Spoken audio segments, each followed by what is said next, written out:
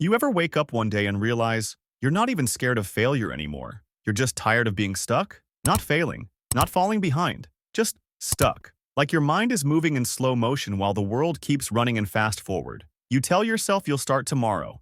Then tomorrow becomes next week. Next week becomes next month. Then suddenly, it's the end of the year and you're pretending it's fine. But deep down, you know it's not fine. You know exactly what you could have been by now if you just started when you said you would. This video is your line in the sand, because what you do in the next 30 days will decide whether 2026 becomes a breakthrough or another year you'll pretend didn't count. By the end of this, you'll have a comeback plan built around psychology, identity, and momentum, not motivation. A plan that quietly rewires your brain to study harder, longer, and cleaner, without the burnout cycle you've been trapped in. And the final shift, the one at the end, is the one most students never learn, and it's the reason their life loops every year like a glitching timeline. Stay for that. Chapter 1. The Hidden Block. There's a moment no one talks about, a moment that looks small on the outside, but feels enormous on the inside. It's the moment when you know you should study, but you physically can't make yourself move. You sit there, phone in your hand, book in front of you, your brain searching for energy that isn't there, your chest feeling tight for no reason, your body frozen like studying is a threat. That moment isn't laziness. It's not lack of discipline.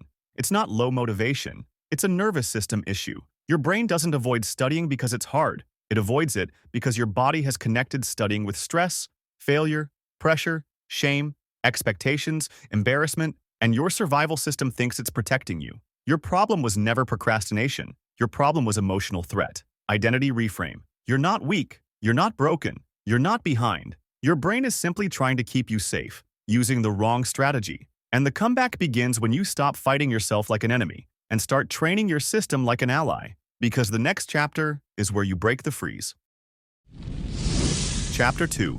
The Quiet Reset. The first 7 days of the comeback plan aren't about studying. They're about stabilization. Most people try to build a study routine while their nervous system is shaking like a broken engine. No wonder it collapses. So here's how the CIA, elite athletes, and trauma psych teams reset performance. Day 1 to day 7. Reduce the threat, not increase pressure, not increase goals, reduce threat. Here's how. 5 minutes, every day, same time, same place. Open the book, don't force yourself to study, just sit there. This is called passive exposure training. You're teaching your brain, this space is safe again. The micro scenario goes like this. You sit down, your heart spikes a little, your brain wants to escape, but nothing bad happens. You breathe, your body calms, your brain updates the file. Studying debauchers not dangerous. Do this for 7 days. 5 minutes only. No expectations. No productivity guilt. Just showing up. Because the truth is simple. You can't build discipline on top of fear. You can only build it on top of safety. And when your system stabilizes, something powerful happens. The fog lifts, and your brain becomes ready for real work. That's where the plan turns brutal.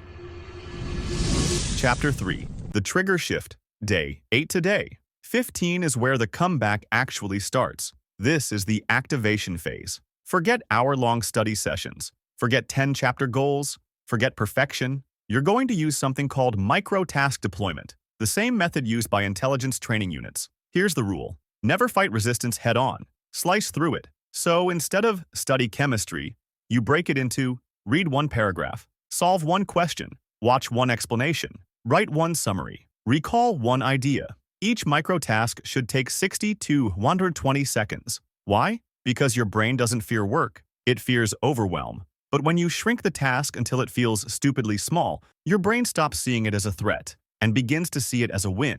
Micro-wins create momentum. Momentum creates identity. Identity creates consistency. Here's your identity shift. You're not trying to become a disciplined student. You're proving to your brain that you already are one. And once those micro-tasks stack, something unexpected happens. Your brain stops waiting for motivation and starts craving the work. Now you're ready for the next phase. And trust me, this is the phase 95% of students skip, and it's why they burn out. Chapter 4. The Deep Zone. Welcome to the deep phase. Day 16 to day 22. This is where you switch from starting to transforming. Your brain is now stable. Your identity is shifting. Your resistance is low. Now you introduce focused deep blocks, but with a twist. Not 2 hours, not 90 minutes. You do 22-minute deep blocks. Why 22? Because psychologically, it's long enough to enter deep focus, but short enough that your brain doesn't trigger the panic response associated with long study sessions. Here's how a 22-minute block works. You pick one problem, one topic, one concept, no tabs, no switching, no bouncing. Your brain enters a tunnel. Thoughts slow, noise drops. Your prefrontal cortex wakes up. At minute 18, something magical happens. Your brain hits a flow ripple, a mini wave of clarity. Most people have never felt it because they never stay focused long enough. These 22-minute blocks are the secret weapon of the comeback. Do 2 blocks a day. 3 if you feel strong. 4 if you feel unstoppable. Because once you start stacking deep work, you become a different kind of person. And the next chapter activates the dangerous version of you, the version competitors never see coming. Chapter 5. The Future Code. Day 23 today. 27 is the projection phase, the phase where you stop studying for grades and start studying for the future version of you. Here's the truth people avoid. Your brain learns faster when the information is tied to your identity. Not, I have a test. Not, I need marks. Not, I have to pass. Identity encoding works like this. Say to yourself before studying, this is knowledge my 2026 self already uses. This is the level I operate at now. This is part of who I'm becoming. Sounds simple, but your brain listens. The moment studying becomes identity-driven, your memory sharpens, your focus increases, and your resistance dies. Now add a second layer, future projection visualization. Every night from day 23 to day 27, imagine yourself walking into your exam with calm confidence, solving questions you once struggled with, actually understanding what you're studying, feeling proud instead of guilty, watching your results come back clean, strong, stable. This is how athletes train their brain. This is how operatives train under pressure. This is how comeback minds rebuild. And now, for the last 3 days, you go into full transformation mode. Chapter 6. The Identity Seal. Day 28 today. 30. The Identity Lock-In. This isn't about studying more. It's about cementing the identity you've built. Because anyone can study for a week. Only a transformed person can sustain it. For the last 3 days, you follow one rule. Do the work even if the feeling is gone. That's the lock-in. That's what turns discipline into instinct. Your brain is watching you. When you work without emotion, without hype, without motivation, your brain updates your identity file. This is who we are now. And that identity stays with you for years. That's why these last 3 days matter more than the first 27. You're not trying to end strong. You're trying to become someone who never has to start over again. And once the identity locks in, the rest of your life starts expanding with it. This is the real comeback. Internal first, external second. If you follow this 30-day plan, 2026 won't be a repeat of this year.